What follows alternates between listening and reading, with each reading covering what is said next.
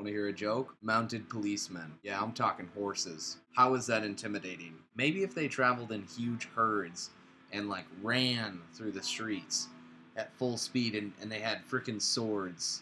You're just a dude with a helmet on a horse and really tight pants. That makes you like the same as a jockey. And I think jockeys are hilarious. They're not intimidating at all. Is your name Luke? Are you warm? No, sir. You're lukewarm. Fritos, Cheetos, Doritos, oh my. I hate it when I run into someone more than like 4 times in a grocery store is just obnoxious. Because then it's like, I don't even want to look at you anymore. You've become part of the store. Like, I don't have a greeting for you. It's just, oh, this again. Great. I love when people go to order food somewhere and they ask the people that are selling the food if it's good. Like, you're in a Subway and they're like, yeah, I'll take it on wheat. But is it good? No, they just sell shitty food here. You want to go to the store next door, that's where they sell good food. No, this is just the shitty store. This is a pretty disgusting thought that's kind of turned me off from eating my cereal. I wonder if it's one cow's milk or multiple cows' milk in my cereal right now. Like, when you buy a gallon of milk, is that one cow? Could one cow produce that much? Just one squeeze right down into the bottle. Or is it just a bunch of them and they have just this big funnel that it all goes into? Ugh. Jank. Milk is like cow's cum. Barbies were invented to prepare children for the age of sex. Just let that one sink in for a bit. I'm realizing now that I need reflective gear for when I'm biking. Cars are not necessarily seeing me on the road lately. So, I'm going to hire a small person, probably under 4 feet, preferably 3.5 feet tall. Put him up on my shoulders, and he's going to have 2 of those illuminated cones that they use to bring in air traffic, and he's just going to let people know that, you know what, you can pass Tyler on this side, but Tyler's about to go over here, so why don't we just slow down and bring it to a stop? Why do girls wear glasses that have no practical use? They're just big ol' frames with lenses that do nothing. You're faking a disability that I have to deal with personally, and I decide to make a fashion statement out of it. But you cannot make a fashion statement out of a disability that you don't have. That's like me trying to get at the front of the line of Chipotle with crutches. Got some Charmin toilet paper. Charmin. Cha-cha-cha! And I finally realized why I don't like buying Charmin for this apartment. It's so voluptuous that it doesn't really fit inside of my toilet dispenser. It's great quality, I just don't think my bathroom is man enough to handle it.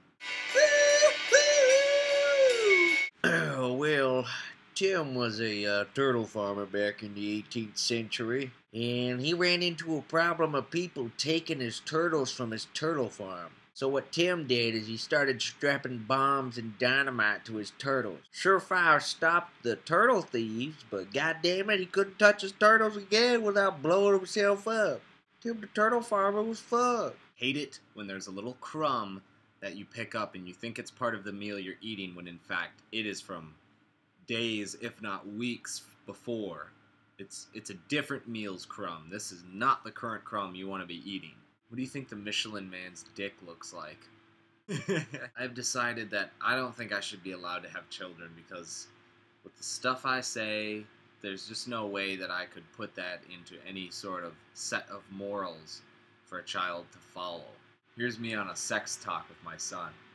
Son, sex is great if you know what you're doing, but don't be an idiot and wait for Jesus. Also, don't be the mountain man who never shaves. This isn't the 70s. Whenever someone's really annoying me and I just don't want to talk to them anymore, I give them one of these.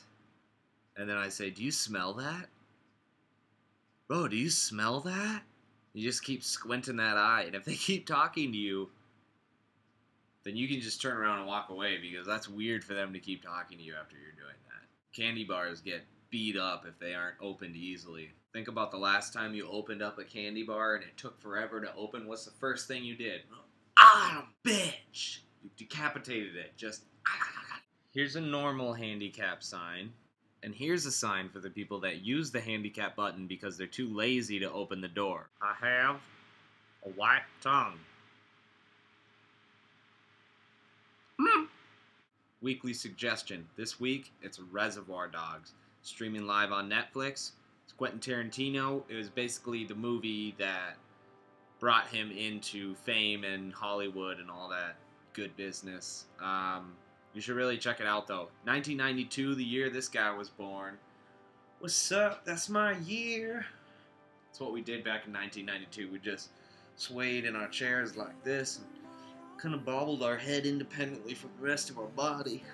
Alright, it's time for some readings of the Epic of Jim John. It's chapter 3. It's called Smokey the Bear. Jim had now climbed the ladder of McDonald's corporate. He was the CEO of McDonald's. It was a very stressful job, so Jim decided to take a vacation and do what he had never had the chance to do with his father. Go camping. His father always told him he would end up burning the whole forest down if he went camping. Ignoring this thought in the back of his head, Jim drove to the woods, pitched a tent, pulled out a guitar, and opened a box of Cheez-Its. Jim soon remembered he had no idea how to play guitar.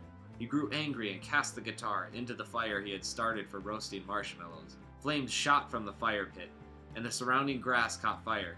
Jim panicked and tried peeing on the flames to put them out. It was no use. The fire spread to the trees around Jim. Jim made a run for it. Just when the flames started to singe Jim John's very hairy ankles, a large Kodiak bear swooped Jim up on his back and sprinted for the lake in the valley below. The bear lunged into the lake. Jim was flung a few feet in front of the bear. He noticed the bear hadn't come up for air yet. He searched the water and found the bear, unconscious in the lake. Jim dragged him to the shore and performed CPR on the bear. The bear came to, and Jim said sorry for burning his entire home down. "But I saved your life, so at least you can live in a zoo now," Jim said. The bear knocked Jim out with one punch. Jim awoke to ash all around him and his father shaking his head. "I told you so, son." Apparently he's country. "Hey, wanna see something weird?" Clean shaven. When did that happen?